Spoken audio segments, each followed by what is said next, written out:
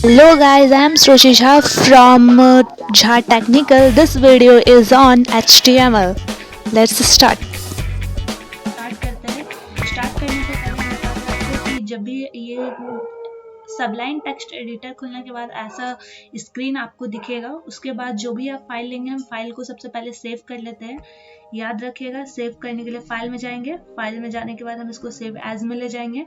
जिस जगह पे आप सेव कर रहे हैं उस जगह पे आप अपने फाइल का नाम दे दीजिए। जैसे कि मैं अपना नाम दे देती हूँ sruchi.html।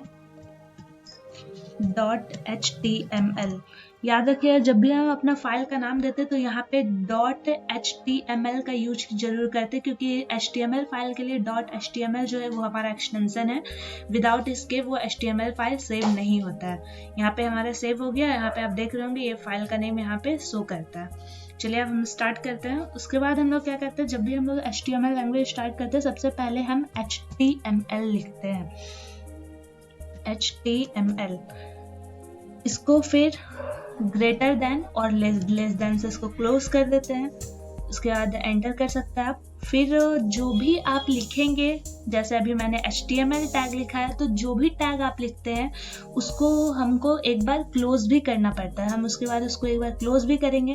तो ये हम क्लोज कर लेते हैं। क्लोज करने के लिए हम for greater than forward slash का यूज करेंगे और .html लिख देंगे। तो ये हमारा जो भी हम टैग एक बार ओपन करेंगे उसको हमें एक बार यहाँ पे क्लोज भी करना होता है। तो सबसे पहले हमने HTML लिखा। HTML लिखने के बाद अब हम हेडिंग देंगे। हेडिंग टैग का यूज करेंगे, यानी HEAD, हेड टैग का यूज करेंगे। इस पर आप प्रेस करेंगे तो यहाँ आपको ऐसा दिखाई देगा। आप यहाँ पे एंटर कर लीजिए। हेडिंग में हम क्या लिखते हैं, तो जिस भी टाइटल को, जो भी हमें यहाँ हेडिंग देना होता है किसी भी फाइल का, वो हमें हेड के अंदर ही लिखना होता है। हेड के अंदर हम एक और टैग का यूज करते हैं, टाइटल टैग का यूज करते हैं। इसको भी हम क्या करेंगे, क्लोज कर देंगे। और इसके अंदर जो है हम जो भी हमें टाइटल देना होगा हम उसका नाम लिखेंगे। तो जैसे मैंने अपना टैग दे दिया है HTML CSS कोड्स। चूंकि HTML कैस्केडिंग स्टाइल कोर्स हम शुरू कर रहे हैं, इसलिए मैंने अपना टाइटल जो है इसको दिया है। आप भी अपना टाइटल कुछ दे सकते हैं। अब मैंने आपको बताया था कि जो भी टैग हम लेते हैं उसको एक बार क्लोज करते हैं। तो अब मैं टाइटल को क्या करती हूँ, क्लोज कर देती हूँ। तो क्लोज करने के लिए हम लोग फॉरवर्ड स्लैश का यूज करते हैं। तो ये क्लोज हो गया, ठीक है। अब एक बार आप इसको सेव कर लीजिए। सेव करने के लिए आप Ctrl+N का यूज कर सकते हैं। सॉरी, ये Ctrl+N नहीं हो गया, Ctrl+S सेव कर लेते हैं हम इसको। तो आपने जहां पे फाइल को सेव करके रखा हुआ है, मेरा फाइल जो है यहाँ डॉक्यूमेंट में जा रहा है, तो आप अगर इसको ओपन करेंगे तो आपको यहाँ पे देखिए ये साइट पे जाता है, वेबसाइट पे खुलता है। तो यहाँ पे आपको ये टैग दिख रहा होगा। जो हमने टाइटल दिया है वो टैग यहाँ पे आपका शो करने लगता है, आप जो भी टैग देते हैं, ठीक है। अब इसको मैं मिनिमाइज कर लेती हूँ, इसको यहाँ से हटा देती हूँ। अब बेसिकली आप देखोगे तो उसके बाद हम लोग जो देखते हैं आगे, अब आता है हमारा बॉडी टैग जो है वो हम हेड टैग के बाद देते हैं। एंटर कर लेते हैं। हेड टैग के बाद हम बॉडी टैग देते हैं। बॉडी में जो भी हमें लिखना होगा वो सारा हमारे बॉडी का पार्ट आता है। अब यहाँ पे गाइस आप देख सकते हैं, मैं H1 हेडिंग लेती हूँ। H1 हेडिंग ले लिया मैंने। अब इसके अंदर आपको जो भी हेडिंग देना, जैसे मैं हेडिंग ले लेती हूँ वेलकम टू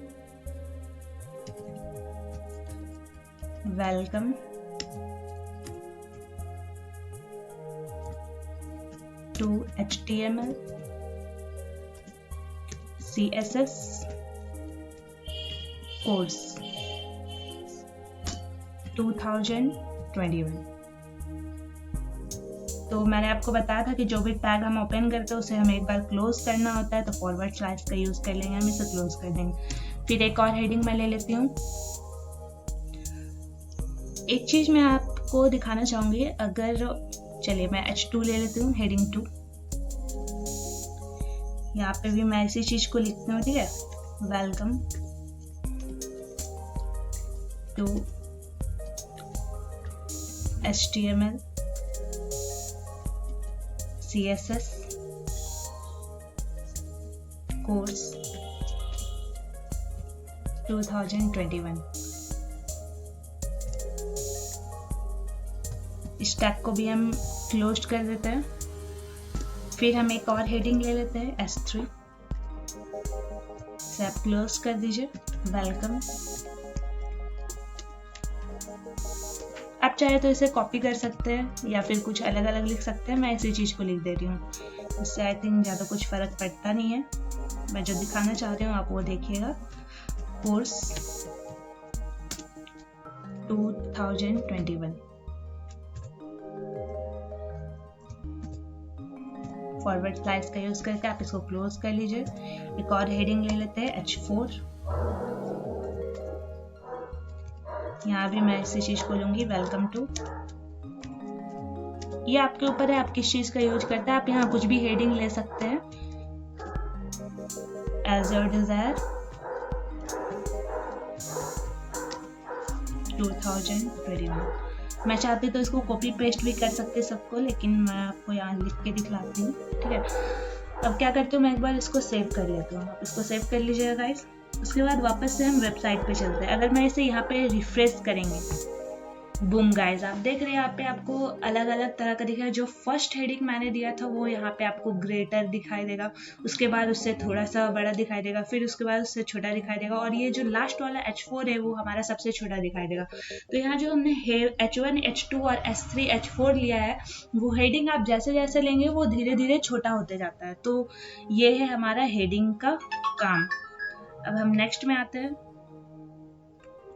अगर इसी चीज़ को मैं आपको एक और चीज़ करके दिखाऊं, तो अगर जो मैंने यहाँ H1 लिया, अगर मैं इसको H2 के जगह यहाँ H1 ही कर दूं, यहाँ भी अगर मैं H2 के जगह H1 ही कर देती हूँ, और नीचे भी अगर मैं हर जगह जहाँ पे मैंने H2, S3 लिया है, हर जगह मैं H1 ही वापस से कर देती हूँ। यहाँ भी मैं आपको दिखलाती हूँ H1 करके। उसके बाद यहाँ जो मेरा S3 है इसको भी मैं H1 कर देती हूँ। यहाँ भी मैं आपका H1 कर देती हूँ, और इसको एक बार आप सेव कर लीजिए। फिर से हम वापस अपने वेब पेज पे चलते हैं। इसको मैं रिफ्रेश करती हूँ। बूम गाइस, आप देखेंगे जो भी मैंने हेडिंग्स लिखा है वो सारा एक जैसा ही आपको दिखाई देगा।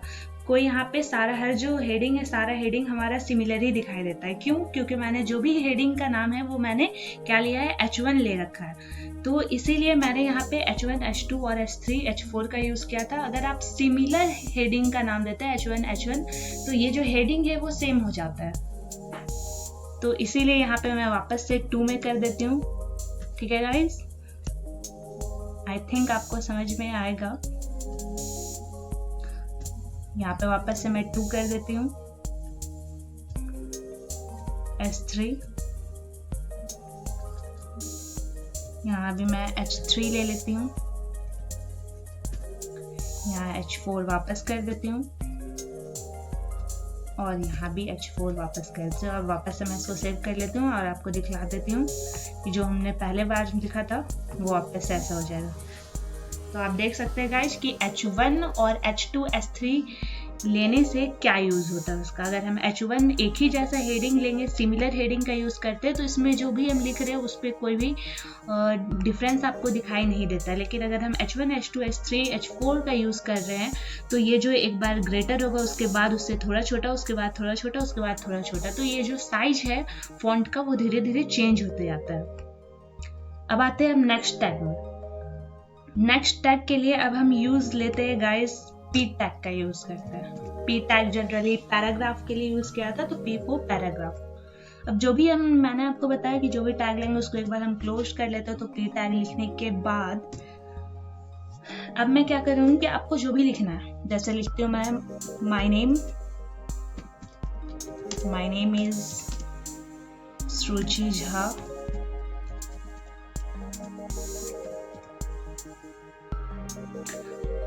तो ये हमारा जो है P टैग के अंदर आ जाता है। ठीक है, अब मैंने आपको बताया था कि इस टैग को मैं क्या करूँगी, क्लोज कर दूँ। क्लोज करने के लिए ग्रेटर देन फ्लैश का यूज़ कर लिया तो ये, और उसके बाद मैं इसे सेव कर लेती हूँ। वापस से हम चलते हैं गाइज अपने वेबसाइट पे, तो एक बार मैं रिफ्रेश कर लेती हूँ। तो देखिए गाइज, जो भी हमने पैराग्राफ लिखा है वो यहाँ पे आपको दिखाई देगा, माय नेम इज रुचि झा। ठीक है, तो paragraph tag, generally P tag जो हम पैराग्राफ के लिए यूज करते हैं। अब हम आगे इसमें देखते हैं क्या है कि आप मान लीजिए मुझे किस चीज को बोल्ड करना है, हाईलाइट में दिखलाना है, तो हम क्या करेंगे, तो उसके लिए हम लोग बोल्ड टैग यानी बी टैग का यूज करते हैं। तो बी टैग के लिए हम सबसे पहले क्या लेंगे, बी लेंगे, ठीक है। उसके बाद उसको क्लोज कर देती हूँ मैं। बी टैग में जैसे मैंने लिखा people, sorry guys spelling mistake हो गया, पीपल call me सुरु। तो ये जो बोल्ड टैग है, ये जो चीज है, ये हमें बोल्ड में दिखलाई देगा। अब मैंने आपको बताया था कि टैग को क्लोज कर लेती हूँ मैं एक बार, तो टैग को मैंने क्लोज कर लिया, ठीक है। अब मैं इसे सेव कर लेती हूँ। वापस से हम अपने वेबसाइट पे चलते हैं। तो ये जो पैरा लिखा है मैंने, वो आपको देखिए यहाँ पे my name is Ruchi Jha, people call मी सुरु। तो ये जो पीपल कॉल मी सुरु, ये आपको बोल्ड दिखाई दे रहा है। ऐसा क्यों हो रहा है, क्योंकि मैंने जो है यहाँ पे बी टैग का यूज किया है, इसीलिए ये बोल्ड दिखाई देता है। तो जब भी किसी चीज को हमें बोल्ड दिखलाना होता है तो हम वहाँ पे बी टैग का यूज करते हैं। आई थिंक आपको समझ में आ रहा होगा। अब नेक्स्ट मैं आपको दिखलाती हूँ, अगर मुझे इसी चीज को मार्क करना है, अगर मुझे उस चीज को मार्क करना है तो उसके लिए क्या करूंगी, मैं यहाँ पे मार्क टैग का यूज करती हूँ, लेकिन बोल्ड के अंदर करूंगी उसको। तो देखिएगा वो कैसा दिखता है। मार्क टैग का यूज कर लेती हूँ, क्योंकि मैंने इसको बी के अंदर ही लिखा है। मार्क टैग का यूज किया है, तो मार्क टैग को मैं यहीं पे क्लोज भी करूंगी। फॉरवर्ड स्लैश का यूज कर लेते हैं। तो यहाँ पे अब दोबारा से मैं इसको सेव कर लेती हूँ। हम अपने वेबसाइट पे चलते हैं, एक बार इसको रिफ्रेश कर लेते हैं। बूम गाइस, आप देख रहे हैं ये वाला जो है, ये हमारा क्या दिखाई दे रहा है, ये हमारा मार्क हो गया। मार्क क्यों हुआ है, क्योंकि हमने इस चीज को जो है बोल्ड वाले जो चीज है, बोल्ड में जो भी लाइन हमने लिखा है पीपल कॉल मी सुरु, तो ये वाला जो लाइन है ये हमारा बोल्ड के साथ साथ मार्क भी दिखाई देगा। वापस से चलते हैं अपने सबलाइन एडिटर पे। अब और हम यहाँ पे क्या कर सकते हैं, तो मैं आपको और कुछ करके दिखाती हूँ। अब बोल्ड के बाद हम एक चीज और यूज कर सकते हैं, वो क्या है, लेट्स सी, चलिए देखते हैं। I am a full stack developer. I am a full stack developer. अब मैं इसे इटैलिक में दिखलाना चाहती हूँ। जो मैंने लिखा है I am a full stack developer, तो अब मैं इसको अगर इटैलिक में दिखलाना चाहती हूँ तो मैं पूरा को नहीं दिखलाऊंगी। आई एम ए फुल को मैं नहीं दिखलाना चाहती, स्टैक डेवलपर को मैं इटैलिक में मुझे लिखना है। तो इसके लिए मैं क्या करूंगी, यहाँ पे आई टैग का यूज करूंगा, आई फॉर इटैलिक, राइट। तो आई टैग का मैं यहाँ पे यूज कर लेती हूँ, ठीक है गाइज। आई टैग का यूज किया। अब जो मैंने इटैलिक को लिखा है उसको आई टैग का जो यूज किया है उसे मुझे क्लोज भी करना पड़ेगा। तो अब मुझे यहाँ पे क्लोज करना है, तो मैं इसे क्लोज कर लेती हूँ। दोबारा से इसे सेव कर लेती हूँ। वापस से मैं अपने वेबसाइट पे चलते हैं। बूम गाइस, आप क्या देख रहे हैं, जो मैंने हमारा स्टैक डेवलपर है वो कैसा दिखाई दे रहा है, हमारा इटैलिक में दिखाई दे रहा है। तो ये जो है ये किस वजह से हुआ है, क्योंकि हमने आई टैग का यूज किया है। अब इसी में मैं आपको एक और चीज दिखलाती हूँ कि और हम लोग क्या कर सकते हैं। तो जैसे हमने आई टैग का यूज किया है वैसे ही मुझे अब इसे अंडरलाइन करने के लिए हम यू टैग का भी यू टैग डाल देते हैं हम यहाँ पे, ठीक है। तो मैं यहाँ यू टैग का यूज कर लेती हूँ। डन। तो मैं यहाँ पे आई के बाद यू टैग ले लेती हूँ, यू टैग को क्लोज कर देती हूँ। ये हमारा क्लोज हो गया। सेव कर लेते हैं उसको। वापस से चलते हैं हम अपने वेबसाइट पे। आप वेब पेज पे देखोगे तो ये जो हमारा स्टक डेवलपर है वो क्या हो गया, यू टैग को यूफो अंडरलाइन, तो ये जो हमारा स्टक डेवलपर है वो यहाँ पे अंडरलाइन हो गया। तो आप यहाँ देख पा रहे होंगे।